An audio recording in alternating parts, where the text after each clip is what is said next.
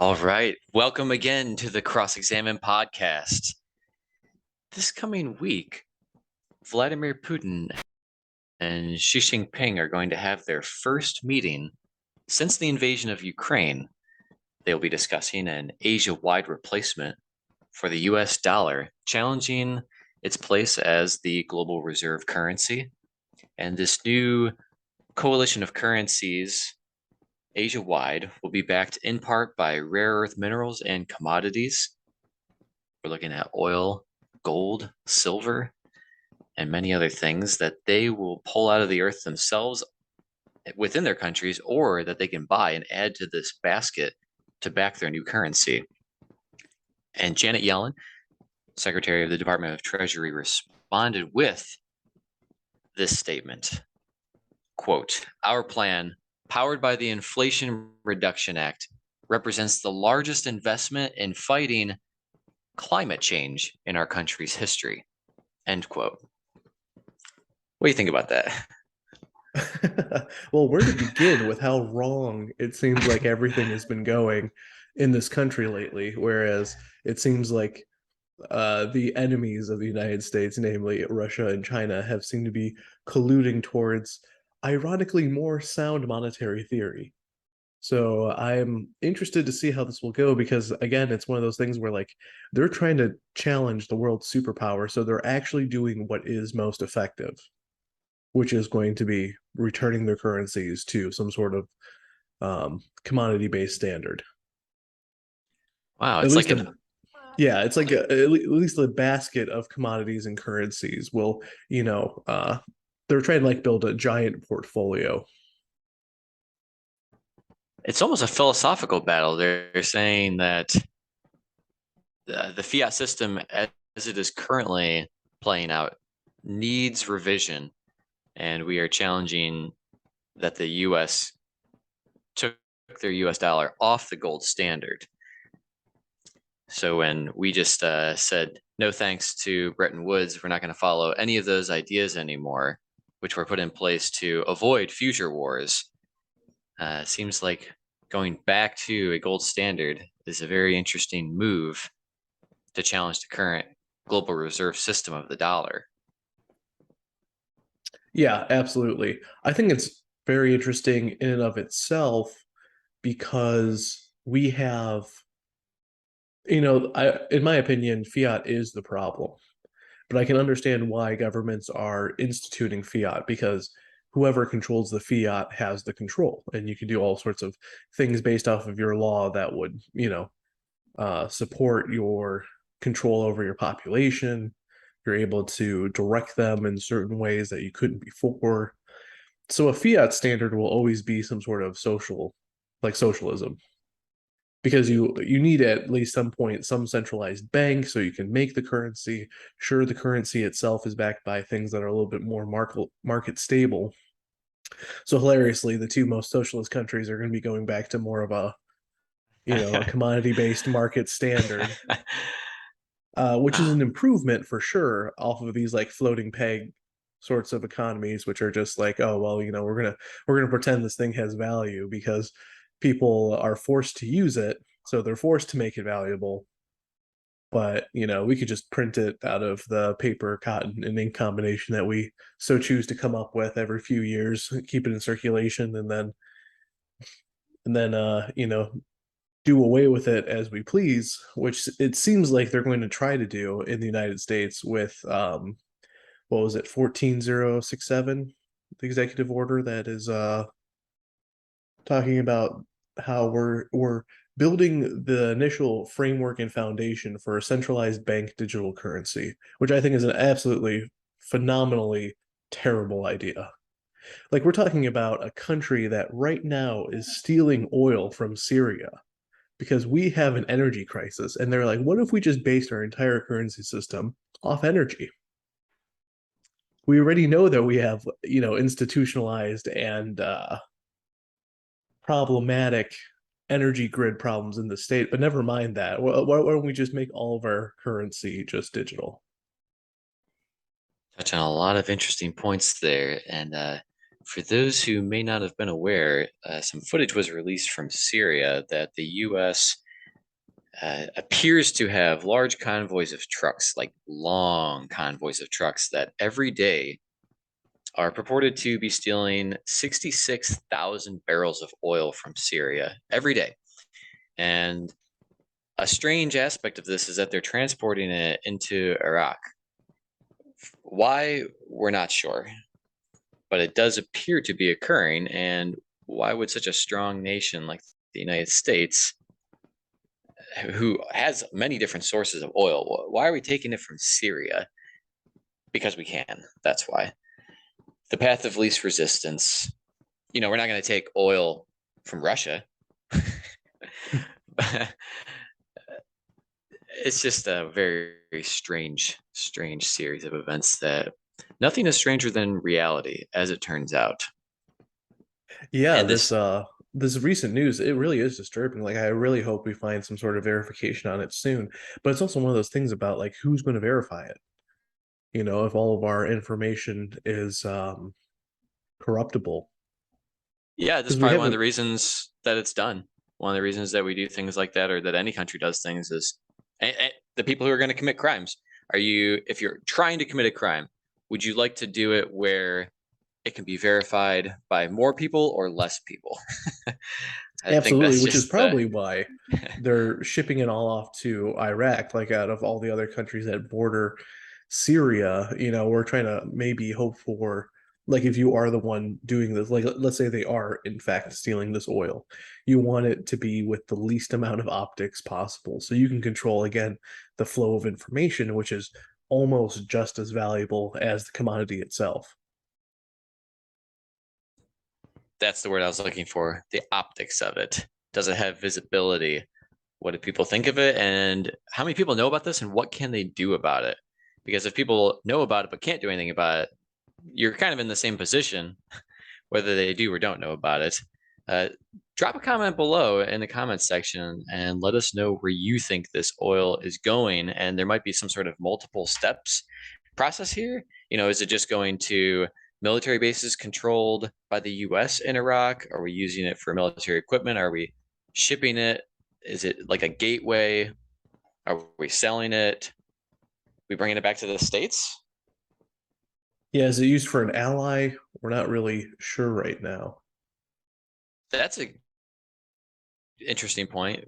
With the Nord pipeline #1 being turned off, that was supplying, well, I guess, well, so that's 40% of natural gas going to the EU. So if there's some sort of alternative energy usage going on, which we know they're trying to shift away from, like Germany's cutting down their own forests for firewood because they know it's going to be cold this winter and they're trying to prepare.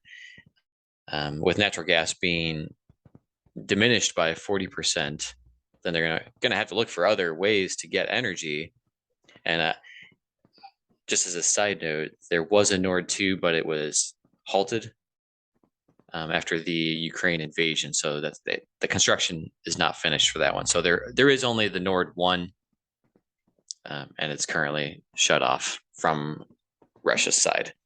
In a strange turn of events, the Amish return to Germany after learning that they have no power left for their tools and devices. Oh man. Yeah, I mean Humor they're aside, under more they're under more scrutiny in the US from the FDA because they haven't received the anointed seal of approval from those on high to sell their animals or crops without their inspection processes, because you're not allowed to yeah, accept risk anymore. You have to follow these specific guidelines. If you don't I play cer- our game, we're going to ban you. I certainly think that they are the canary in the coal mine for the level of freedom that's still allowed inside the United Socialist States of America. Ooh, dang. Now, also speaking of this oil, so we're allegedly stealing a little bit of it. We got people cutting down forests. I think the U.S. is actually also selling firewood to Germany. So I'm not sure. I'm assuming that a small percentage of that has been occurring just because it seems reasonable. But it is strange for me to imagine ships with wood from America being sent to Europe, which has a lot of forest. And there was also some discussion by the G7 for a price cap on oil from Russia. And they're calling it a coordinated price cap. I know some countries are or have already banned oil outright, but then there's a lot of documents that end up surfacing and okay, we're still buying oil because we like it and we have to have it and we don't want to go without it. So Janet Yellen, to reference her again, says that Russia is going to have to sell oil at a price capped by the West. And some call this bargaining power. I'm going to go ahead and call it barking power. Because I just think of like just dogs barking and there's a fence there and you're just like, shut up. Another one of those optic tactics, which is everything they could default to because they're entirely morally and tactically bankrupt. Tactically bankrupt. Oh man. It's like the US dollar as a global reserve currency is really having a rough time. I mean, it's going 15 rounds with Muhammad Ali, just getting pummeled, just hitting the head over and over. We're just like, we're printing it we were printing it as fast as we can. And then we're like, oh gosh, now we got to rescue it. Yeah, you got to raise rates. And then you need the US dollar hegemony for cultural control because we need other countries to be required to acquire US dollars in order to buy and sell things like oil between themselves, even though we have no direct stake in it. We need to keep our hands in their pockets somehow. And I know now that some countries in Asia, like China and Russia, they're going to say, well, we're not using the US dollar to transact between us because this doesn't concern you. And that'll free up US dollars on the market, which I don't know if it's correct in saying, but it sounds kind of like inflation due to non-use. A simple supply and demand curve, but instead of a product, you kind of have a service, which is the US dollar. And if all these countries are dumping their foreign reserves of it, then it just becomes less valuable. Yeah, So you could absolutely. get that That either. was a lot of Yeah, that go was a lot ahead. of good Sorry. information. What I was going to say is that it's going to be interesting over these next few months coming up to see just how things are going to shift because I feel like the dollar's performing terrible, but so is the euro, and I think the euro is doing even worse than the dollar. And since Germany is like the major cornerstone in the EU economy, any damage to Germany will, have, I think, effects that will outpace any other, improvement in other countries in the EU. So I feel like this energy crisis that Germany is about to face will have downstream effects, probably not immediately, because there's always lags within these sorts of systems, because you have to let things kind of just work all the way through. But at the same time, I wouldn't be surprised if not only would this rethink terms of countries being inside the EU, would some countries choose to leave the EU because their currency is going to, be faced with some troubles up ahead. I'm glad you brought that up. I was actually thinking about this because of what you were saying. I know in the past few years, at some point, Germany was basically carrying the team for the Euro. And a lot of these countries have decided to reconsider whether they want to remain in the EU because they see like these less successful countries within the EU not really pulling their weight, or they're just unable to pull their weight. So they're saying, why am I being taxed for being successful, essentially? So if they can say, I'm sorry, I'm not going to continue to donate to these other countries anymore.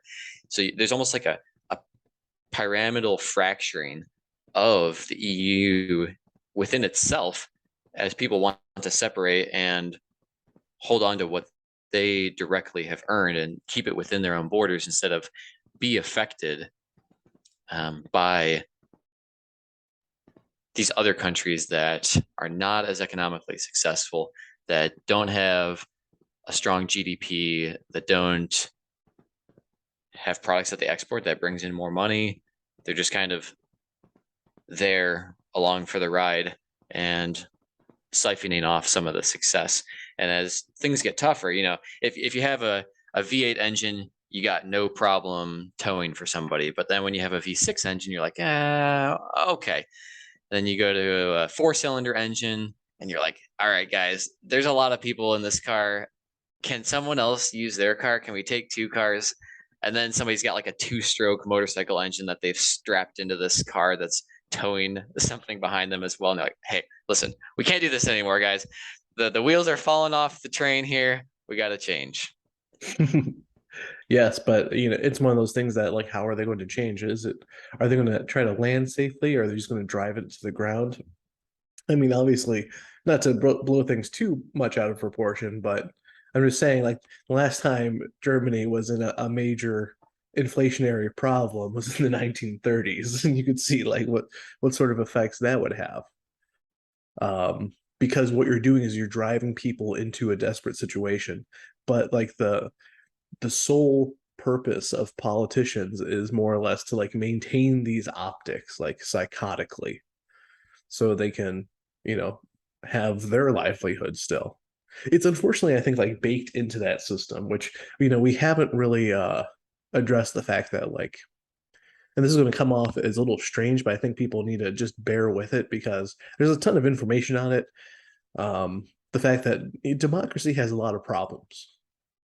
It has a lot of problems with the way that people have to group together and create, separate little groups, or, instill some sort of like purity within their ranks. Because you're doing like mob rule. Democracy is mob rule. We can't get away from that sort of just fundamental fact, and we've tried to place as many checks and balances as we possibly could, but they haven't really been improved upon. And in fact, those checks and balances have been eroded over so many years. As a lot of the founding fathers knew, they knew that the Constitution and the Bill of Rights weren't necessarily going to be like 1,000-year empire building material. Because that was kind of the point. The point was not to build an empire. It was kind of having more or less like divided, stable form of anarchism almost. Maximum amount of freedom with some of the benefits that come from an organized society. Unfortunately, it feels like with the addition of these Keynesians coming in more or less to mess up the economic system in order to make the government more in charge of the market, I think we're seeing downstream effects of them just like they're like tightening their grip on the steering wheel more and more and more, and it's really, you know, not allowing for those natural flows to guide and safely drive the market somewhere that isn't off a cliff. But um, they've chosen to do it this way, I think, mainly because for whatever reason, it's like I don't get their motivations though, like, is it because they're old and like they're literally just like in the last little bits of their life and they want to do something drastic to be remembered or something like that? Like I just don't understand their game. Why are they so bent on doing things this way, being as old as they are? It seems absolutely psychotic. I wonder if they're just like that person who's wrapped up in a lie that's so deep they just have to continue going with it, just kind of knowing that it's destined to eventually all fall apart. Like how we printed 50% of all US dollars within the last 3 years now. Like that has to have an effect on the market. And then you have to play damage control and catch up to try to reverse some of those changes. And you need that dollar hegemony. So you need to combat that inflation eventually, even if you are just wrecking the system in the process or have a lot of bad side effects.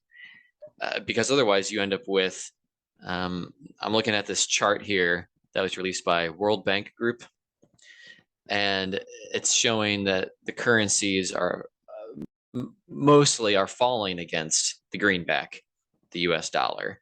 And at the very bottom of the chart, you have the Sri Lankan rupee at almost an 80% change against the dollar year to date. And there are only three of them, or four of them actually, above the US dollar, which is, they're all surprising. The Mexican peso, the Peruvian sol, the Brazilian real, and the Uruguayan peso as well. And they're all less than 10% gains against the US dollar. But then somebody did an analysis of this chart, and there was conveniently one currency that was left off, and you can maybe guess which one that is. The Russian ruble, which is far more powerful than the US dollar when you compare the two year to date, which is remarkable. That I'm not surprised that the World Bank Group decided to conveniently omit this data and also not mention that they didn't include it, because you have to psychotically maintain optics as you've described so well, because the narrative is what gives power. It's what allows them to maintain power, because it will not create intervention by those who give them that power. Absolutely. It's like once you see the man, if you see the man behind the curtain, you pull back that curtain, and all of a sudden you see that this Wizard of Oz is all not as it appeared to have been previously. We go, oh, okay, now we have to rethink things. So in order to fight this, and this is just the Russian ruble, I mean, this isn't even up against the new currency coalition backed in part by rare earth minerals and commodities that are pulled out of the earth on site within the confines of their own country, let alone all the countries that they exert control over. Like Russia has the oil and the gold, and China has, I think, the most rare earth minerals of any country on the planet. And they also have a really large control over a lot of African metal mines and mineral mines. So we'll soon be up against multiple currencies. And it's not just like a new competitor is going to be here. The new competitor will reduce the need for the US dollar. So it won't even be like the US dollar, as strong as it is today, up against a new competitor. It's, hey, this is being nerfed, and something else is also very strong, and it's on the market, and there's a Coliseum, and there's a couple lions entering the ring now. Mm-hmm. Yeah, I think something to add to all that, I think that's really wonderfully said. I think what you tied together there is very accurate, and more or less what's going to happen is this alternative system is being built. And then whoever was, the people who had the power before are going to be pushed aside. I mean, even like they were saying, a worst case scenario, then there could be some sort of, thing in store for us way down the road, some sort of like retaliation. And I'm not expecting any. I mean, here's another thing that we should talk about too, is that you shouldn't expect your politicians ever to apologize. They won't. It's not within their playbook. That'll make them look weak, and they will not be voted for again. So as a community of people, we also can't expect them to solve these problems, and we can't expect them to apologize, and we can't expect them to take responsibility for their action. This is not what a politician does. I don't know what kind of crap fiction people were sold, but if they just use their brain and use their eyes, they would see that this is clearly the case, that whatever they're doing isn't fucking working. And it hasn't worked for many, many years. And like I could say that even my grandfather, who didn't have any sort of formal education, was able to pick up on these trends just throughout the years. Something as simple as, it's really odd that like my kids were married so much later than I was. It's really odd that they needed two incomes to support a family and just have a normal house. And, growing up in one of the smallest, median incomes in the entire United States, the very strange sort of trend for some country that's supposed to be the most, profitable, prosperous um, state in the world, it's just like there's obvious behaviors that you can just catch up on and just be like, okay, well, they're either idiots, which I'm not necessarily saying that they are idiots. I think there's also this weird idea that politicians are just by default a bunch of fools, and then somehow we just accept this fiction again, where it's like, oh well, they're all just a bunch of idiots, and I could have done the job better, or blah blah blah. But it's like they're smart enough to get away with this lie, and I think anyone who's honest with themselves know that at some point in their life, it could just be when they were small. I think everyone kind of goes through this thing where like there's one specific lie that either it's like you're trying to impress someone, you're trying to get away with something because you know you're in trouble, and you just have to perpetuate this lie for as long as you can. Maybe you're going through that right now, and you just know with a certain group of people, you have to maintain this certain image, and make sure that all of your stories line up and blah blah blah. But if we were really honest with ourselves, we would see that this is exactly what's happening with our economy right now. And this is also what's happening with, I would say, in greater extent, all world economies, which is a pretty terrifying thought that like we're just all running on lies so we can perpetuate slave labor of some sort. Yes, it's just transitioned to a chainless slavery. Still enslaved, just not with physical chains, through a variety of means. Working in, massive sets of cubicles, doing unfulfilling work, or the massive factories that exist around the globe and out of sight, out of mind for so-called first world consumers, where, hey, as long as I don't see all these people, whether children or adults, worse for children, but still adults bad, because that's a human life that's just being used to produce a product and nothing else, which is inhumane.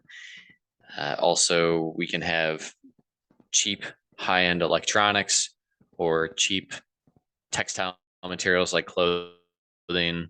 It is all very strange. And you mentioning your grandfather questioning the prices of things and why things seem to be going in the way that they shouldn't be going. I agree. I remember a day when you didn't have to pay for trash pickup. Schools had about 80% less funding, but people still seemed to get an education, and there was enough money to do things. Now you pay for everything, but why? What changed? Is there a leak in the system? Instead of a stainless steel sink, it's just been hit with buckshot, and there's all sorts of like here and there drips that are contributing to, you have to increase the amount of water just to maintain like a normal level in there. It's really strange. And we have this economy that seems to be really faltering. And, I'm going to go back to Janet Yellen, US Treasury Secretary. In 2021, she said that climate change poses an existential threat. It's the biggest emerging risk to the health of the US financial systems. We know that storms will hit us more frequently and with higher intensity, and we know that warming temperatures might disrupt food and water supplies, leading to unrest around the world. Our financial system must be prepared for the market and credit risks of these climate-related events. And that was just paraphrased there a little bit. It's just, why do we keep hearing about this, and why is it so prevalent now? We could look historically, and people thought there was going to be like an ice age, and they were predicting the ice age in the 70s. And then I believe all the recent data has pretty much shown conclusively with overwhelming evidence that the increase in carbon has increased crop yields. So there's more food. Well, except for all the food that we're burning right now and all the animals that we are killing because of supposed disease and all the other mysterious fires that are burning down farms across our country. I don't even know what to make of all this. There's something that just doesn't sit right. Yeah, it's just like a giant psyop is unfolding before our eyes, and yet it's actually like almost sad how, I don't want to say obvious, but there's like there's at least a feeling that is obvious, which is something is afoot.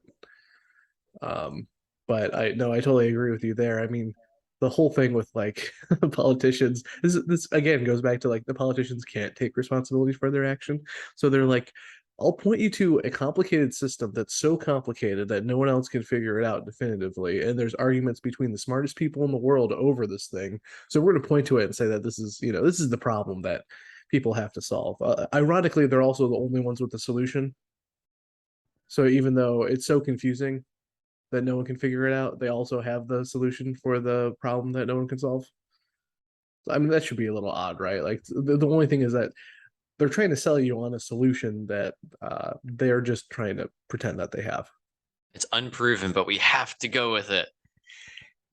And it also makes me question, to go back a little bit to your topic earlier that your grandfather mentioned, what happened between a single breadwinner, so to speak, and the family was still able to get by? Because if you have a dual income family, if you have children, you're almost surely, or at least a large percentage of them, are paying for some sort of daycare service, or they're paying money because one of them can't be home to watch the kids. Mm-hmm. So being a dual income family comes at an expense. So what prompted that change, and why do many families view that as necessary? So they say, okay, well, I can bring in an extra 35,000 a year, but it's going to add like $5,000 in expenses to our years because somebody has to watch the kids, or we have to drive them someplace to grandma and grandpa's to watch them for the day, or every single morning, or a friend's house, or a latchkey at the school, or an after school program. There is a cost associated with making this second income in Mm-hmm. addition to just being with your kids less. And it does seem to challenge the nuclear family structure a little bit.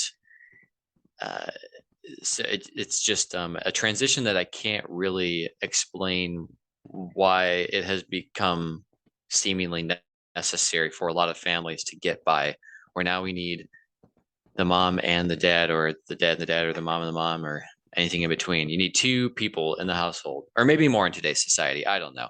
You got three parents. Okay. So yeah, you got a tri-income family. Everybody's going to work, but there's still not enough money to go around. And it's like, how is this possible?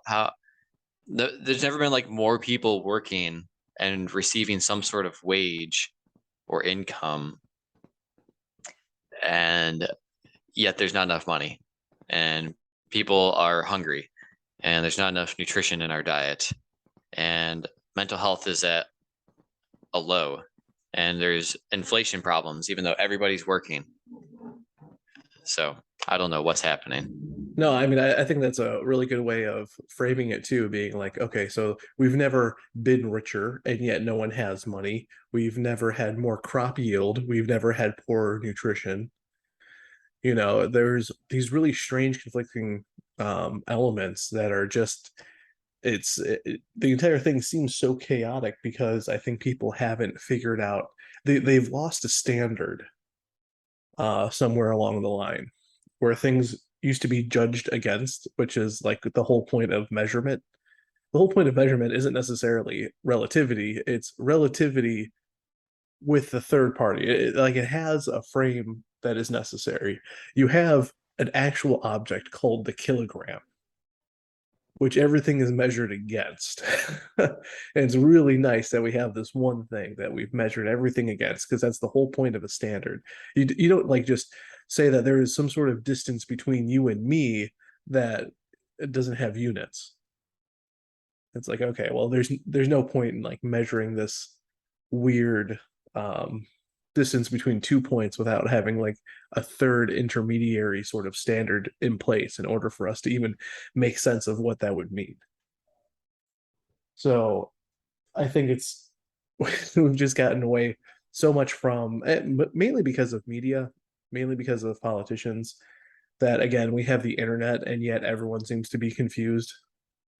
Uh, there's too much information, maybe some people would claim, that's going around. And but all that really means is that that we haven't been taught to parse through information better.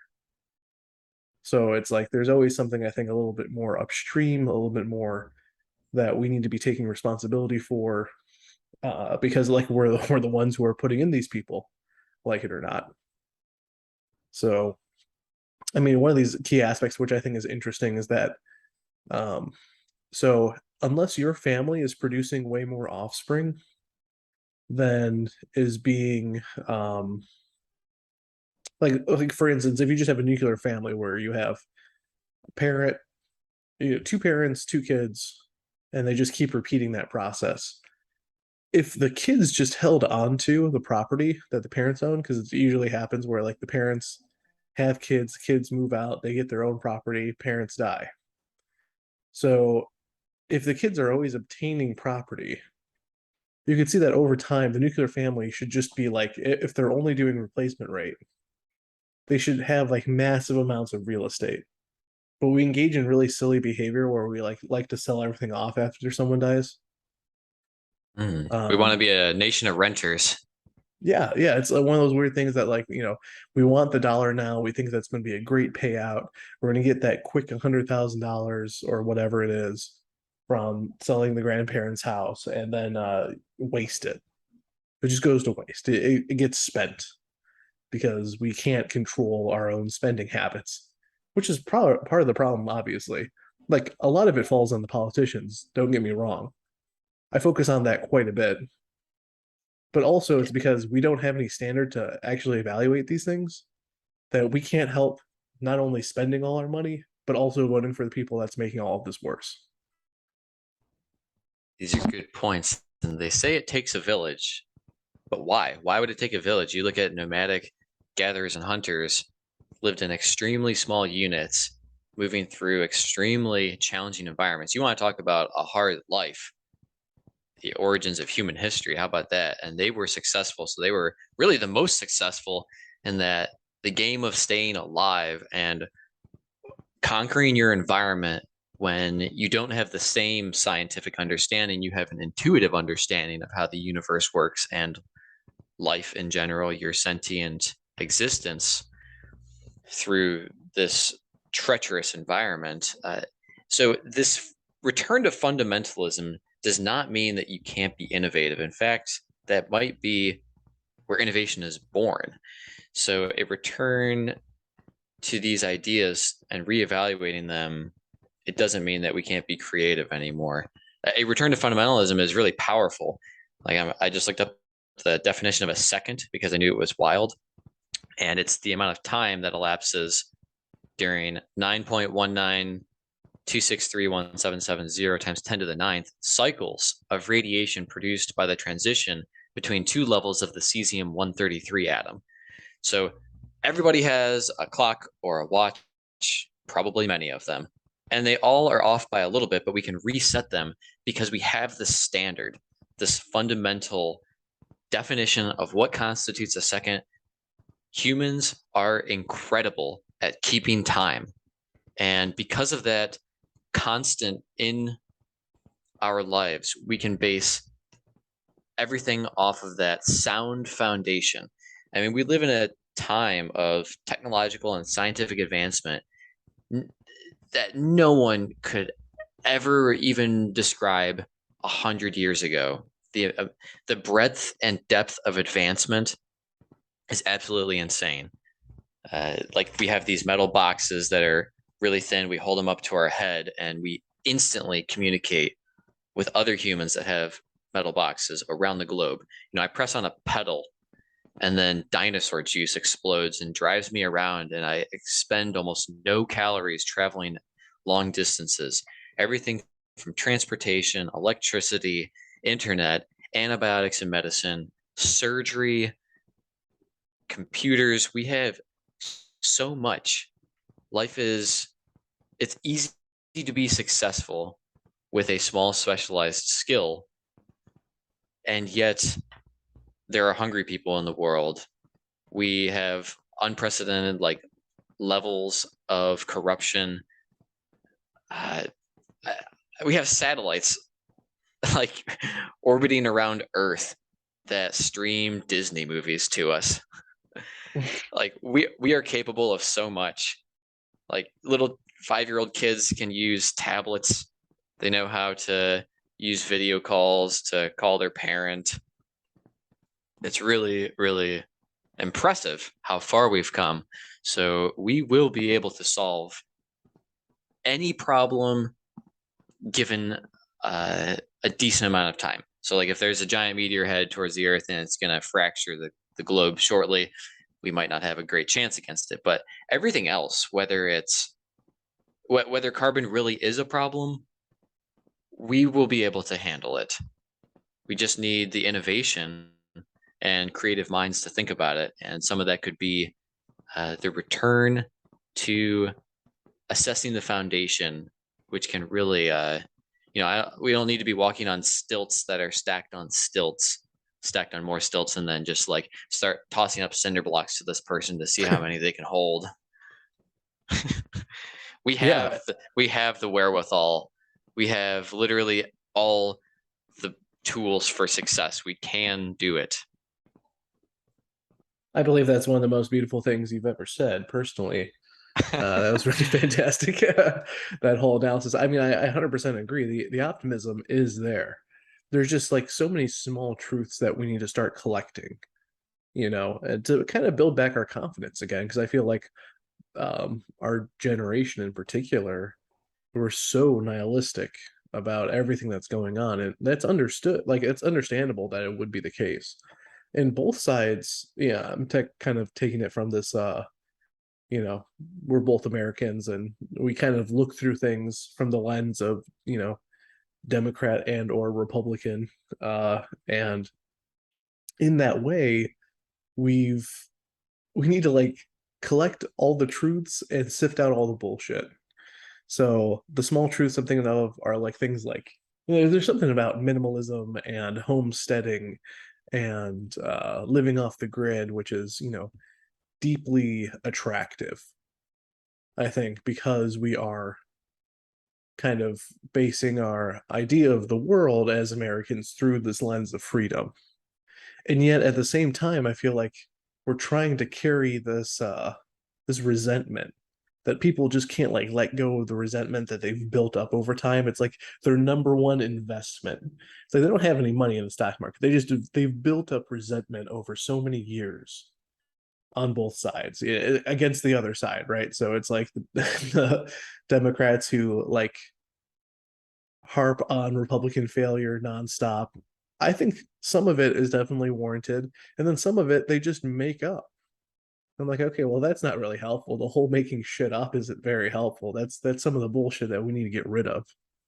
And same thing on the Republican side. It's like they have this weird thing where it's like, oh, well, if the left can engage in this sort of bullshit behavior, then I will also build up my resentment and kind of create my own little nest egg of terror, which I'm just going to ignore all of the possible faults that could be on my own side and just to attack the other side for their terrible behavior. And then, like, both of these groups of people at the end don't have any skills built up because they've invested all of this time and effort into hating the other side and like under like not even hating, like hating isn't even just the emotion that I want to convey here. It's like knowing arguments to somehow defeat this invisible enemy that's on the other side. That like, man, if I ever get into a debate with someone, I'm just going to destroy them, and this is a complete waste of time and energy. I have all the correct opinions assembled in line, ready to parry their statements with that I heard through the echo chambers of Reddit. So I'm ready. I'm ready to fight this. Yeah, and it's understandable why they would do that too, because again, with the whole mob rule mentality, you've gotten rid of like checks and balances. The only thing that's left is to try to mobilize your side for attack, because that's the only way War. you'll get you'll get everything you want at the cost, what I should say, at the potential risk of losing everything you want.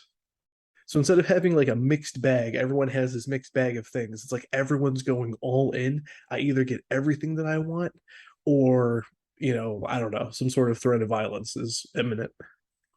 Wow, so it's like this psychological fixation with horse blinders to only focus on the battle that we've been told that we should be engaged in. And that is a tragedy. Yep. And meanwhile, people are just going to be, our own government just going to be stealing oil from someone else, telling us it's the oil company's greed, and the whole like mess just sort of stacks and continues. It's like, have we become so gullible as a nation that we can't believe people lie to us? Like we play poker for fun. We play like all these games about deception for fun, board games up the wazoo of having our own hand, which is, a collective set of information that only we know of. Can you imagine how fun Uno would be if everyone knew what everyone had in their hand? Be awful. And yet, like, they don't operate in life that way. They think that somehow the government is just, it's their best friend and it can't do anything wrong. And the police officers will never do anything that is against their code of honor or even remotely salient to the laws that we have in place. It's just like, it's a strange sort of um, like not counterfactual, what's the word I'm looking for, it's just contradictory behavior that I'm seeing constantly from people. I'm probably doing it myself too. I'm trying to be a little bit more aware about it, but I mean it's just, we're insane. Or could you? You're just like your father, as Russell Brand would say. He's done a fantastic job. I've really liked his content of late. I mean, that's kind of what we do. We're podcasters that have enjoyed other podcasters, and we try to collect all the little bits of information um, that they have, little nuggets of wisdom, and also dismiss some of the nonsense that they peddle, maybe like consciously or unconsciously. There's just something about like the this drive for consistency, which I think is highly meaningful, because like that's what improvement is, right? It's not like you're it's like you're trying to build a car, but your choice is having a bigger engine or smaller wheels or something like that. It's like we're trying to negotiate a zero sum framework, which isn't necessarily true. Like the whole point of improving on something is to just take a single element and maybe improve that element, or take a few elements and improve upon those. It's not necessarily like I have to constantly be robbing Peter to save Paul.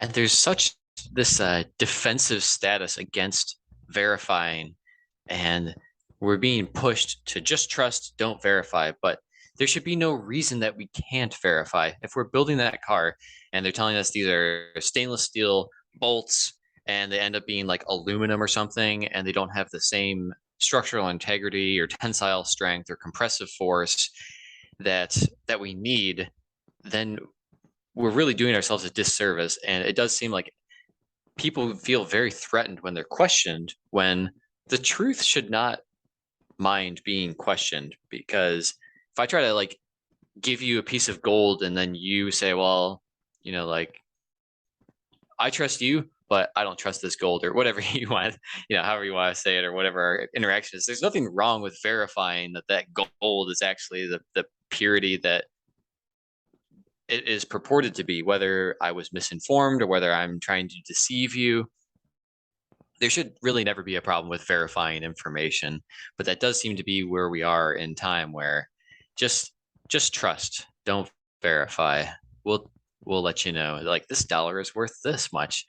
And because it's kind of a hoax, that's why we're going to go to a CBDC, central bank digital currency. So then it's just a number, and we'll tell you that it has value. Yeah, the whole Doesn't have to point be of backed by that, anything. the common usage of that bit of wisdom that goes something along the lines of, if it smells like a duck, or looks like a duck.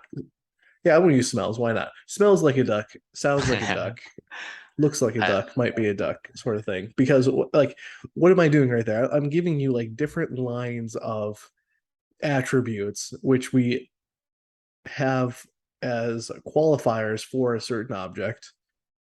Just like conceptually, the whole point of that little line of wisdom is to do exactly that. It's like the whole point is to be gaining verification. And I'm not saying that you should go out there and deceive people, quite the opposite. It's like you should be skeptical. That's what I'm saying. You should engage in honest signaling when appropriate and also be skeptical when appropriate. Yes, And if then you are, sorry, go ahead. I was just going to finally say, knowing the difference between those is important, and that's something that you should go try to refine. That is a skill in and of itself. You're making me think of these examples in my head, which are if you're selling someone your old iPhone or your used car, and for a simple argument, they hand you a briefcase of money. When you part ways with your item, you gonna open that briefcase and count that money?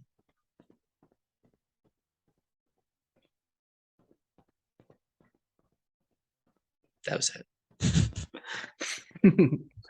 I mean, I'm just thinking in my head. Sorry for the pause there, but You're good. really, it's like we've gotten, and maybe it's the gaslighting, but we've been sold all of these different strange sorts of I wouldn't say like they're non-information per se, but like the fact that like it seems like our currency itself is gaslighting, right? Like this fiat thing, this like piece of paper, which is like this certifies that it's worth whatever unit of whatever. And it's like, okay, well, this is actually just paper and cotton with some green ink on it. It's Maybe that's like the sort remarkable. of, yeah, that's like the worldview that I'm just trying to get people to get used of. Like, yeah, an oven. An oven's really important because it has all these different features. It works, to heat up things in this little cavity. Uh, I It's mean, like, consistent. yeah, exactly. We need to go back to these times. Consistency, reliability, uh, the ability to verify things and not be attacked for wanting to do so. It's like an audit. You got to make sure that the books line up, that the numbers line up.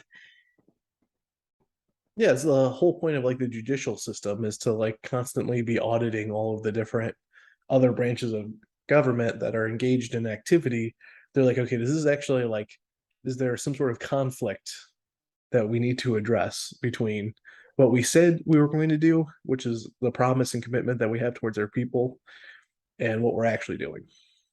Yeah, it's like we have science built into our system, which the whole point of science is to not pretend like we know how to fly. It's to actually build things that can fly. And this is a really good topic to bring up because the point of the scientific method is to attempt to disprove that which is accepted by these other experiments. Is this reproducible? Is it consistent in its results? It's not, hey, listen, we did it once. These are the results that we think we got, and no one else should look at this again.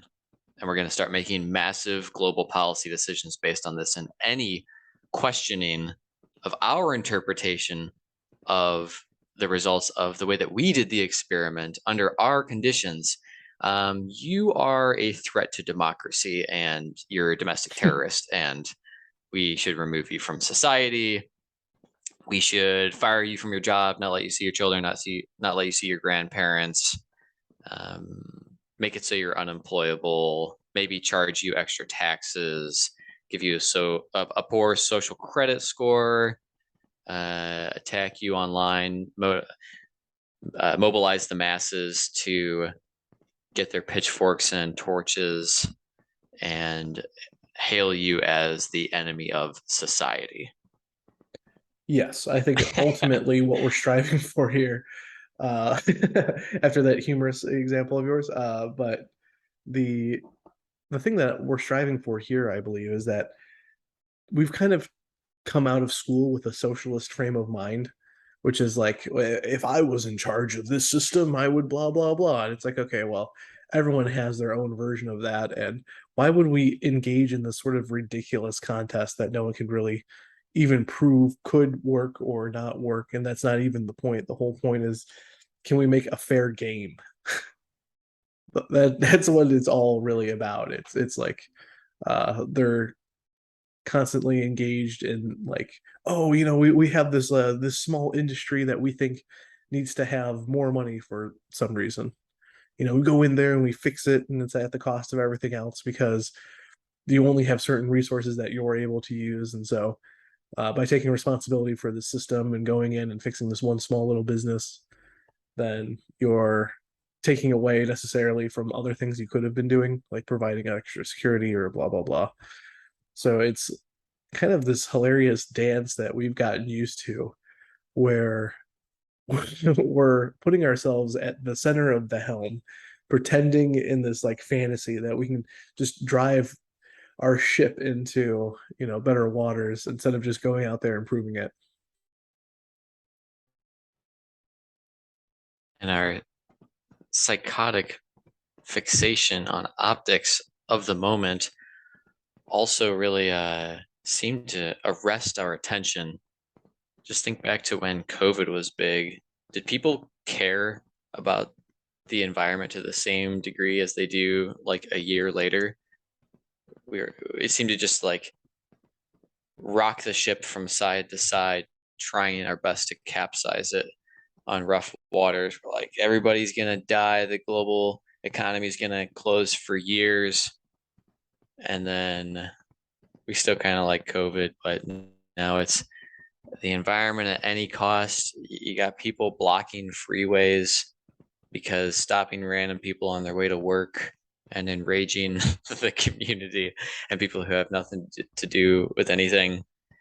It seems like very unfocused. We're a very unfocused society, distracted society. Well, that's actually what I'm Um, talking about, is that why do you have the inclination to think that we're unfocused? What should hmm, we be? Because I think that kind of goes to the point of what should we be focusing on. It begs the question. this is a good question. Well, I think that we should at least bring back critical analysis skills where people who have a lot of power tell us something, and we should be more inclined to ask who benefits by the progression of these ideas, and what could the alternative motives be, and why aren't they that, or why are they that?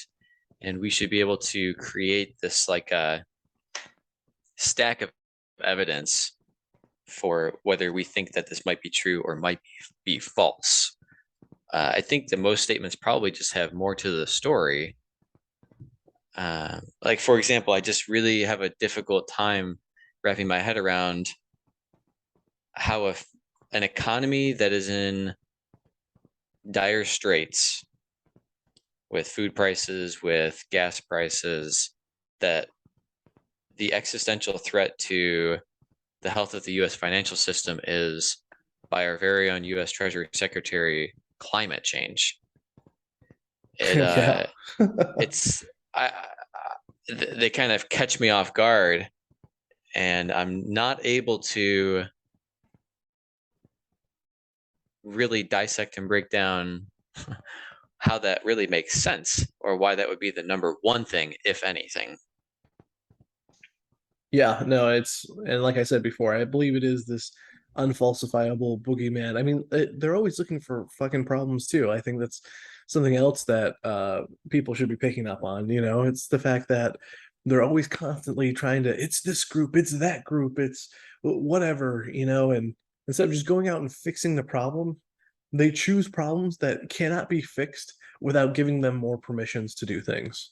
So they like Mm. purposely pick things that they cannot achieve without some sort of like horrific addition to their scope of powers that they can abuse. So there's an assumption, a built-in conclusion that the only people who can fix it are the government, which their track record has been questionable, to say the least. Yeah, shouldn't the goal of government be like, hey, we're doing a pretty good job. There's no wars. Things are pretty hunky dory. We've had less poverty than, whenever, because people have chosen from their own volition to go out and do things and then give away some of their stuff to people who don't have as much, maybe because they fell on hard times for whatever reason. Shouldn't that be the role of government? Shouldn't the government be like, hey, the best thing is that we're doing a pretty decent job? But it's like this constant demand for more and more and more and more and more and more and more and more and more is just fucking insanity. It's coming from us because it's being, you know, demanded indirectly by politicians through the lens of media for us to be constantly just giving and giving and giving to these elites that are doing just like they're doing a terrible job with the more that we've centralized. And that should be obvious. The problem is that we're not free enough to go out and do things. Like, how many times have we seen, like, like what you said with the Amish and stuff like that? It's like, oh man, it's like, if I have a few chickens, is the USDA just going to do like a no-knock raid on my chicken coop and just like eliminate this like small little addition I've made to my household's utility because I didn't pass it through the right pieces of paper and had the right guy come out and give me the thumbs up? It's ridiculous. Yeah, people could almost describe it as a different form of a mafia, where if they run that town, then you better have permission to be doing business within their territory. Otherwise, you're going to get a little visit, Yeah. whether it's their authorities on paper or on other means of control. hmm I mean, I hate to say it this way too, but like Social Security irks me in that specific way too. It's like, no, your entire job was to know that you're going to be old someday and that you'll need money to do it. You'll need money to last you for, or at least like a system, a business, something that's bringing in cash. If you don't, you know, it's not just having savings, it's also owning a business, owning a system, it's being a part of a community which is doing something productive. So I think it's ridiculous that we've been sold these fantasies about, like, we need to take 30% of your income to give to these old people who are just doing nothing. They're slowly dying. That's exactly what we're doing. We're trying to keep them afloat. And like, fine, I'm glad that they've worked their entire life, but it was on them to gamble for a pension. Yes, and I have kind of a rare perspective and maybe an unpopular opinion of that program as well. And I think part of it is that the US government kind of got locked into it. So we basically we need people to die for the country, and our World War II veterans needed to be compensated for believing in the country and for many of them dying for the country in World War II and the other subsequent conflicts and wars that have happened since then to another degree. But we're almost locked in to reward them for that, for being a fan of the United States. And so we can't take that away because it's kind of like an incentive that if you sign up and some of you are going to die, then those who remain will be set for later in life. So I think it's almost like a glue of society, but the payout comes much later in life. And because you can just sell that idea and you don't necessarily have to pay out, that's also why you can put your hand in the kitty pot and borrow against it in the future. Even though people all the time, it's not like an individual family that says, hey, I'm going to use this money later when I retire. And between now and then, I can run a deficit. The government does that too, but there's always a population that currently needs that money. So it's not a good idea, but they still do it anyways to take money out of it to say, oh, fund a war in Iraq. I think the whole thing is made, it's a Ponzi scheme. It's a pyramid where it's almost destined to fail if your population is not increasing, because you always need more people at the bottom to give incrementally to support a few people at the top. But because of that, the pyramid always has to be getting bigger. So it's Yeah. destined to fail But I think that they kind of got wrapped up into that, the US did, in order to, it was robbing Peter to save Paul, but on a scale of time. Yeah. Yeah, no, So I it think absolutely it's a is. pay it, it's like a pay it backwards instead of pay it forwards. Yeah, well, that's what a Ponzi scheme Or exactly it's like an is. IOU. It's a Yeah. strange IOU. Yeah, no, it's we were lied to. Again, politicians can't apologize. They can't go back. We have to assume that they're lying about absolutely everything.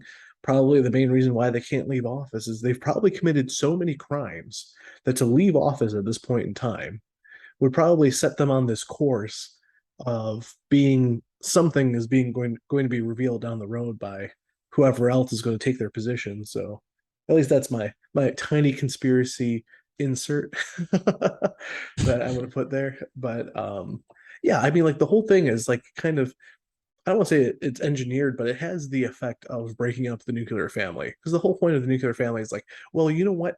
I would have just enjoyed taking that portion of my income that I would have had giving to Social Security and actually just give it to my grandparents. And then guess what? When my grandparents are gone, then that burden is no longer on me. So like this weird idea that I have to be constantly paying for someone else's grandpa to go have a vacation is ridiculous. Yeah, that is a really good point. Sometimes it goes towards real life necessities. Other times, grandparents want to go to the casinos and enjoy their retirement, but they're enjoying it at the expense of a check that they're receiving from people who are working for that money at a diminishing valuation as well. Right, It's because very, and like the thing that just can't be admitted is that, oh, well, they need it because rising healthcare costs. Well, healthcare costs are high because of your government. That's why. It's not because the market all of a sudden decided that, all these doctors are colluding together to go ahead and just jack up the prices. I feel like a lot of doctors would take a cut in income if it meant that they could take care of more people. that could be the case. I think that that's reasonable to think that some people would be willing to do that. Yeah, and like even if they weren't, even if you were just a greedy doctor, like wouldn't you want a system that incentivized like people to go out and solve healthcare problems? They were incentivized to do so instead of Yeah, being disincentivized by having like, well, you know what, we're going to force you through a program that's like 8 to 10 years long. You're going to come out with like $500,000 in debt, and we hope to God that you make some money on the other side. And yet, I would say that like there's tons of community colleges all across the United States that offer paramedic programs in which for a lot less you get really trained professionals in the space. So it's like, okay, so like it's used here in emergency services, which are arguably more important than like general physician.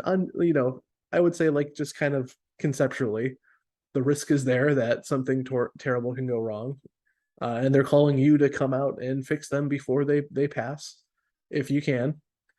And so it's like very strange again that we have something that's like same thing with like soldiers. We're trusting them to keep us safe, and yet we can do it very inexpensively somehow, magically.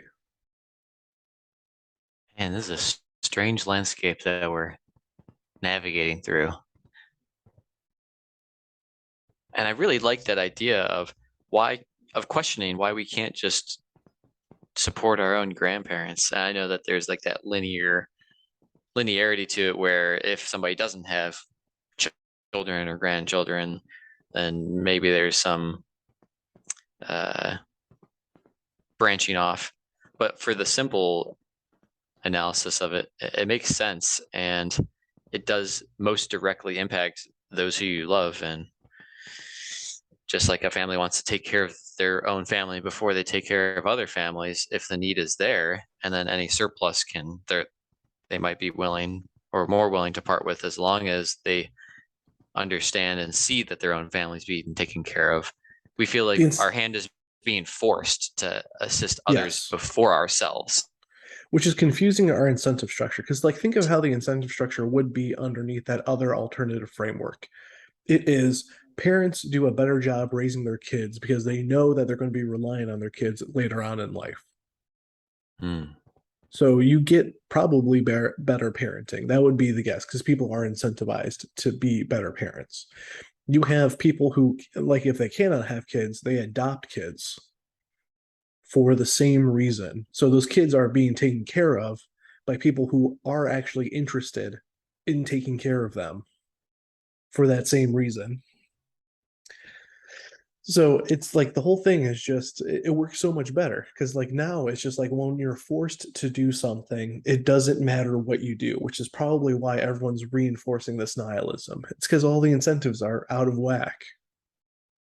We probably do much better underneath a more free framework, but everyone's like so scared because they've been sold this sort of like fear alternative that'll somehow be like, no one's thinking that like we're just going to regress to like 1890 even though we have all of these computers and like we have the knowledge accumulated over time that we can use to make older systems, like we can master older systems better. Our cumulative knowledge is one of our greatest fortes of the human race and our written historical record.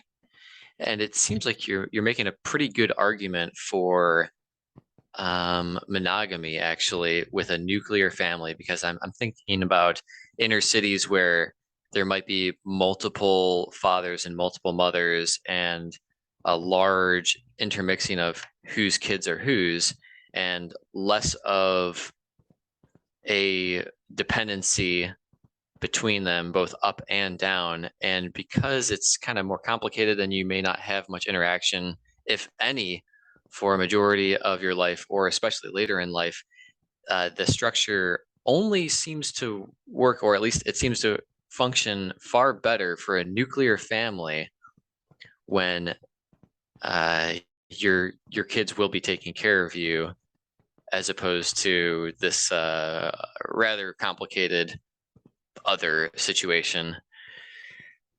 So I liked what you were saying there, and it seems like that's a very powerful tool. Can you elaborate more on how you think that the nuclear family would be? I guess it plays into we wouldn't really need Social Security if our family structure could remain intact, where we are directly impacting our children, whose children directly impact the older adults. Kind of like, hey, I took care of you when I could. Now you can take care of me when I can't anymore. Yeah, and we could even expand this a little bit to like the sort of conceptual village. Like let's use something as small as like a church community where you have something that's like slightly bigger than a family, but it's also more exclusive. So you have a bunch of families that are interacting with one another, helping each other out. So you have a more resilient network of just like we need to stop thinking about these things in isolation, let's say. Whereas like even in a nuclear family, which is isolated, this system seems to work out pretty well. I mean, the other thing is that like I don't think we're used to the amount of old age people have been able to accumulate through our understanding of like I would say that our understanding of medicine has prolonged life, but has not necessarily allowed us to retain youth. So Mm. we have created like a larger cost inherent to an individual who is losing productivity way faster, but isn't dying, unfortunately. Like it's a strange balance because like it's fortunate that they're still around, that they have wisdom to pass on and stuff like that, as long as they're still, mentally there, let's say. But like we also have this strange thing where like we're able to keep almost like these geriatric zombies around. And that's not to be offensive, but like, look at it from my perspective, it's we have to be realistic about what we're even talking about here. Now, the nice thing is that I don't think they really need much. Do they really need, um, all of this like in-home care? All this in-home care is because none of their family wants to take care of them. It seems to be a very human thing, nonetheless. That like if something is very useless, even within our own tribe, we tend to like exclude it. It's the way of the jungle. You know what I mean? It's like this is nature at work. I think it's weird that we're tying a bunch of people that we have no relation to outside of even our exclusive communities, like those church communities, that we have to somehow be, you know, I'm not saying that we don't have to care about other people, but we're being forced to care about people that they have, it's changing their own ways of interacting with the world too. Because I feel like old people would be a lot nicer if they knew that they were completely reliant on us and our productivity, our surplus productivity. Hmm. I'm not sure if that answered necessarily your question. It was an interesting path to go down. I don't know either actually, but I liked that you said those ideas for I us think just kind to of, think about. yeah, just kind of like branching it out. It doesn't have to necessarily be a church community. It could be like a school community. It could be any sort of hometown community. It could be something as simple as like, oh, I don't know, how like Boy Scouts used to be or whatever. There's just people belong to a bunch of little smaller communities that they join and then leave. Um, this whole freedom of assembly thing makes the whole system incredibly resilient in ways that people who are too isolated in their thinking wouldn't necessarily consider. So our So challenge then, sorry. oh no, that's all right. I'm just like thinking of a time where like growing up in my parents' sort of church community, we would go deliver meals and cookies and stuff like that to all the old folk, and this was out of our own pocket, and we enjoyed doing it. There was no need for government to be involved. That is the best kind of charity is the voluntary charity. And it's strange. I recently bought a printer, and one of the most prominent things that they kept highlighting is that they were part of this sustainable forestry initiative to save the planet and reduce trees. It's like it's a printer. It's designed to use paper. Paper comes from trees. And I don't know, it's just kind of it was I just It's don't quite see the social aspect of companies where uh, I mean, they're allowed to do it as a business should be free to support or not support anything, and then the market can decide whether they want to continue with that product. It just seems like it's really some sort of cause has taken over a business that's like intimately integrated. Like Ben and Jerry's ice cream is like we're using the hashtag defund the police, and I was thinking, why don't you just stick to making ice cream? But like they're allowed to, um, but also I'm allowed to have my own thoughts on their support of that. So yeah, absolutely. I mean, like I think it's because we're still trying to figure out what to do with this whole in religion. Um, that our families and communities developed around. And so, kind of without that structure in place, people are trying to find these alternatives, which just like are kind of laughable when compared to the original thing.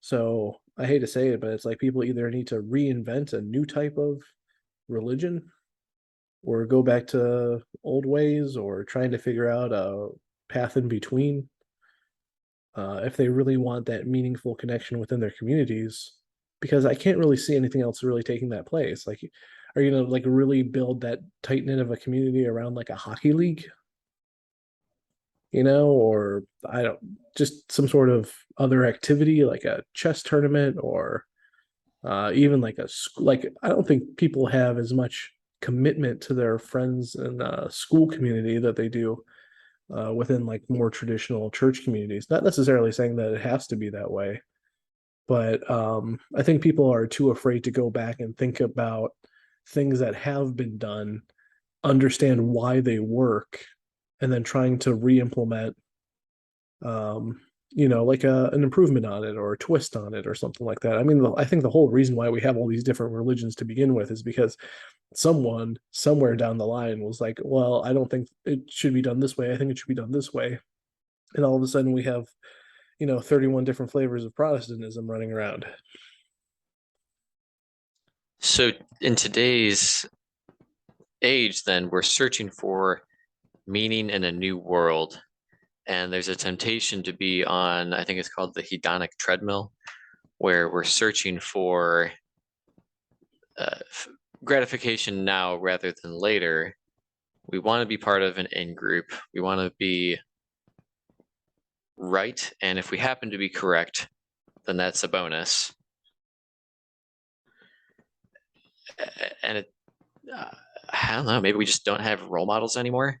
We don't have the good role models that can really set us straight. That there's not like a lot of people we really look up to. A lot of people who are idolized today are kind of like not, they have some really strong character flaws that maybe shouldn't be, or they should be questioned at best. Yeah, I think it's one of those things too that like the reason why I bring up this community stuff and this church stuff is because when you look at people today trying to make a religion out of government, there's reasons why it won't work. And the main reason why it won't work is that politicians and like I'm also assuming the framework of democracy here, which I think is kind of necessary because that's what people desire and that's what they're thinking of when they think of government trying to replace religion. The problem is that these people are just going to be constantly lying to you. So wouldn't you rather be part of a community which people are there because of their own beliefs? I think it's a completely different incentive structure. There's a different reason why people attend these two different things. People go to government positions because they have to. And then people go to church communities because they want to. So there's like voluntary nature of it makes everything better down the line. Now, I think there is an alternative that I've been thinking of for quite a while, which is something to do with trying to find this middle ground between um, education, truth, and religion. It's like conceptually thinking of it as a step down from religion, but still having some of so like the worship isn't as intense, let's say, but there's still a commitment to like truth, integrity, that kind of thing, which I think is like what is the minimal, which is necessary for a community to be based off of. So it's like somehow, I wouldn't even say like the university, obviously not the university as is, but like an idealized version of what like a university could have been or was, and some sort of circumstance where we're talking about philosophy and great literature and the fact that we have like all of these excellent things in our civilization that we can debate and talk about. That feels like something that's worth building a community over. This free discussion is definitely uh, under a new form or new level rather of just attack. The forum for free speech, I would say, is one of the battlefronts we're currently on, because without that, we can't really make many more advancements because we won't be able to explore any other options. We won't really be able to verify things because silence is the opposite of communication.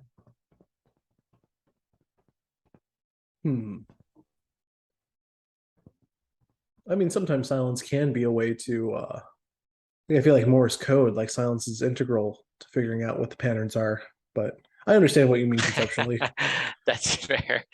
Yeah, you do need that. I guess like only silence, like complete silence means no feedback at all. Like We send these signals out into space to communicate with extraterrestrial beings, and we just get nothing back. So we don't know what to make of that. There's no response, no comment. Although, well, I guess sometimes no comment is telling, but yep. It's one of those where we should have just been like, oh no. It's like you know that there might be enemies inside the forest, so then you just start announcing your presence. It just seems like it's such a stupid thing to do. It's like people on Earth didn't realize that we couldn't get along with other nations on this planet. They're like, why don't we just send out messages into space? It's like, okay, newsflash, you can't get along with your own species.